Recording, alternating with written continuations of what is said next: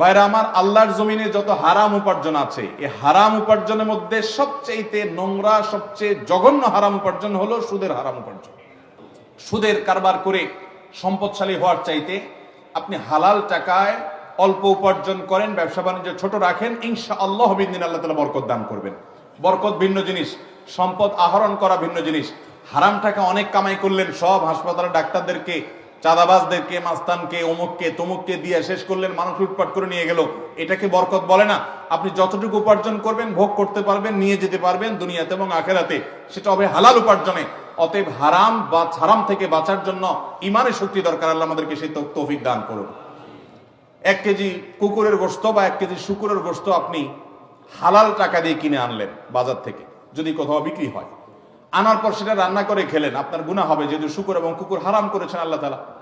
কিন্তু এর কারণে যতটা গুনাহ হবে, আপনি সুদের কারবার করে যে উপার্জন করেছেন, ওই টাকা দিয়ে হালাল গরুর গোশত কিনে এনেছেন, গুনাহ তার চেয়ে বেশি হবে।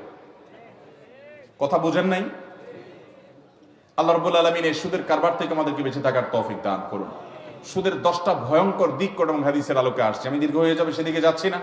নবী করিম সাল্লাল্লাহু আলাইহি সাল্লামকে মেরাজে নিয়ে আল্লাহ তাআলা কয়েকটা অপরাধের শাস্তি দেখিয়েছেন। এর ভিতরে একটা হলো এই সুদের শাস্তি। এটার দামি শাস্তি, মহৎ শাস্তি জাহান্নামে আল্লাহ তাআলা নবী সাল্লাল্লাহু আলাইহি সাল্লামকে দেখিয়েছেন। আল্লাহ আমাদের ভাইদেরকে, আমাদের সমাজের সমস্ত মানুষদেরকে এই সুদের লোভ থেকে বেঁচে থাকার তৌফিক দান করুন। শয়তানি এই দুনিয়া দাঁড়িয়ে আছে গোটাটা সুদের উপরে, তাই বলে আমি ব্যক্তি ইচ্ছাকৃতভাবে সুদের কারবার করব না, সুদের কারবারে জড়াবো না। আল্লাহ তাআলা আমাদেরকে সেরকম ঈমানি শক্তি এবং তওবা করার তৌফিক দান করুন। আস-সুন্নাহ ফাউন্ডেশন, উম্মার স্বার্থে সুন্নাহর সাথে।